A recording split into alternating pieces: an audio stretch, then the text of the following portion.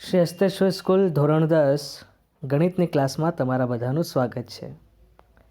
આજે આપણે સ્વાધ્યાય 12.2માં ક્વેશ્ચન નંબર 4 કરીશું. પ્રશ્ન છે 10 સેન્ટીમીટર ત્રિજ્યાવાળા વર્તુળની જીવા કેન્દ્ર આગળ કાટખૂણો આંતરે છે.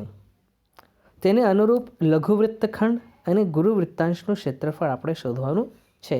અહીંયા પાઈની કિંમત તમને 3.14 લેવાની છે. હવે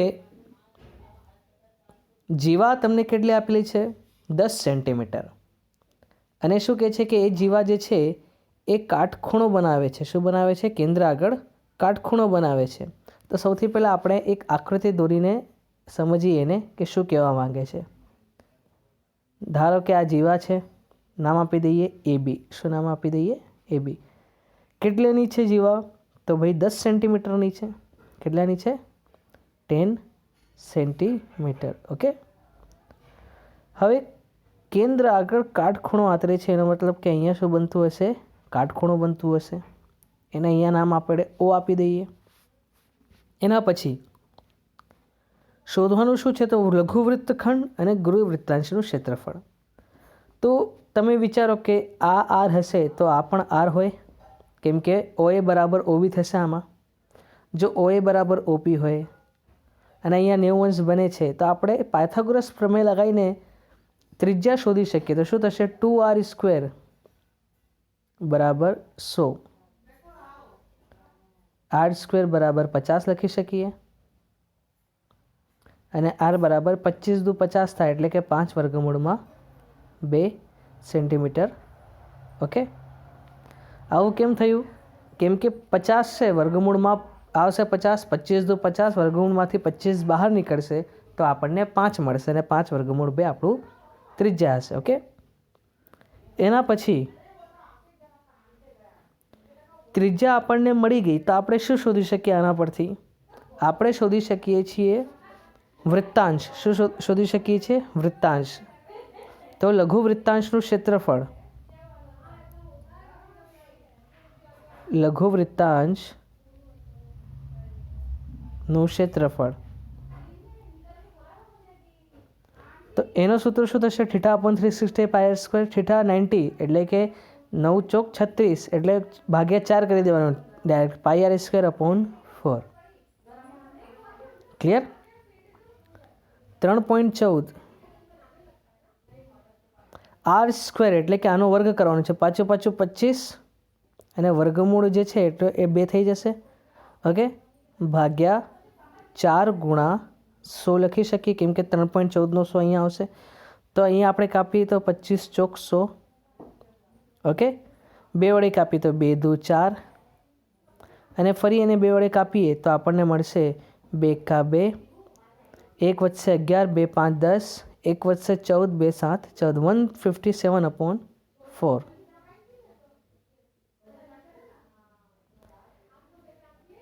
એને ભાગાકાર કરશો તો તમને જવાબ મળી જશે કોનો?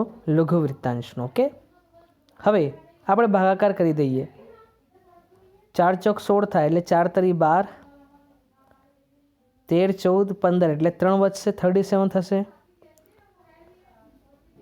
એટલે 4 4 4 2 8, 4 તરી 12, 4 ચોક 16, 4 પંચા 20, 4 છંગ 24, 4 સત્તા 7 ચોક 28, 8 ચોક 32 અને 9 ચોક 36 એટલે કે 9 સુધીમાં જશે એટલે 39 સુધી આવશે. 9 ચોક 36, 1 વધશે 10 એટલે કે 0.25 અહીંયા આવશે. ઓકે. 39.25 centimetre square. આ શું મળ્યું આપણને?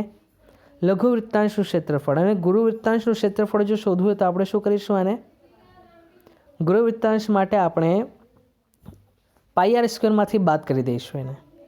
ઓકે. πr² એટલે કે આખા વર્તુળમાંથી એનું ક્ષેત્રફળ લઘુવૃત્તાંશનું બાદ કરીશું તો ગુરુવૃત્તાંશનું ક્ષેત્રફળ, ગુરુવૃત્તાંશનું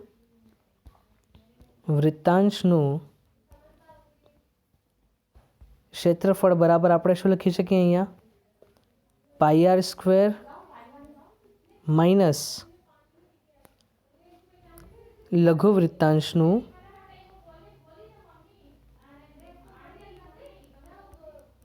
ક્ષેત્રફળ. ઓકે.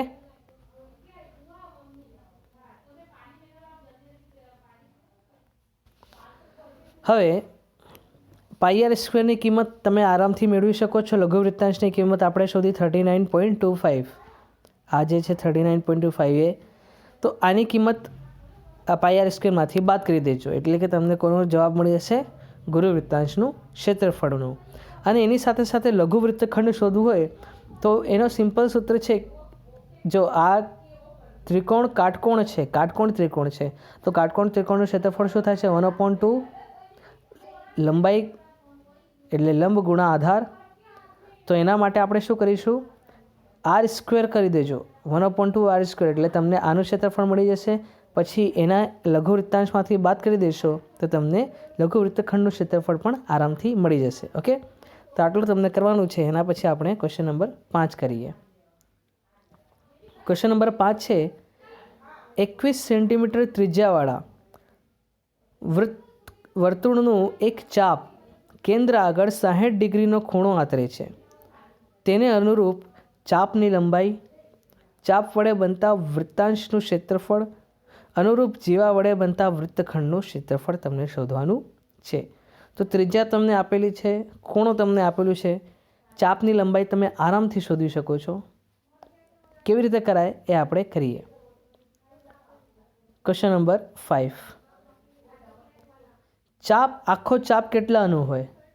તો આખો ચાપ હોય છે 2 પાઈ આર.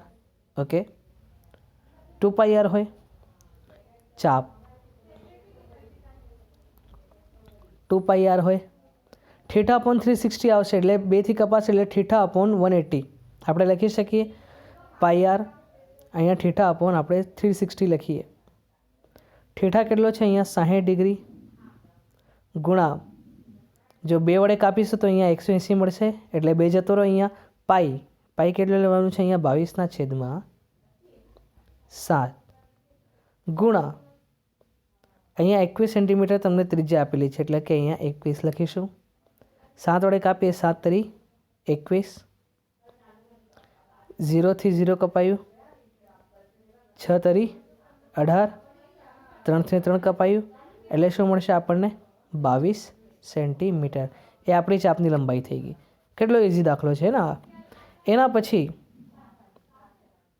ચાપ વડે બનતા વૃત્તાંશનું ક્ષેત્રફળ તમને શોધવાનું છે. તો બસ અહીંયા શું કરીશું આપણે? ક્ષેત્રફળ વૃત્તાંશનું θ/360 પાઈ આર સ્ક્વેર.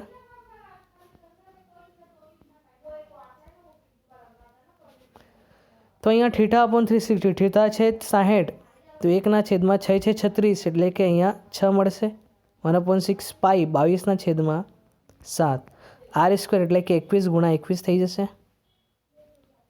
ઓકે, 7 વડે કાપીએ તો 7 તરી 21, 3 દુ 6 અને 2 વડે કાપીએ તો 11 દુ 22.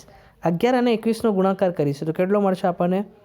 2 ને 3 231. ઓકે, કેટલો મળશે? 231 સેન્ટીમીટર સ્ક્વેર. ઓકે, તો આનો જવાબ પણ મળી ગયો, ક્ષેત્રફળ. ક્લિયર? એના પછી એના અનુરૂપ જીવા વડે બનતા વૃત્તખંડનું ક્ષેત્રફળ. તો આ ત્રીજો દાખલો તમને કરવાનું છે. ઓકે, જે ત્રીજો પ્રશ્ન છે, અનુરૂપ જીવા વડે બનતા વૃત્તખંડનું ક્ષેત્રફળ. એના માટે તમને ખબર છે કે આ જે તમને મળ્યું છે એને કોનામાંથી બાદ કરી દેજો? જે ત્રિકોણ બને છે એનામાંથી તમે આરામથી બાદ કરી દેશો તો તમને જવાબ મળી જશે. ઓકે, તો આ તમારું હોમવર્ક રહેશે આટલું. હવે એના પછી આપણે નેક્સ્ટ દાખલા કરીશું. ધન્યવાદ.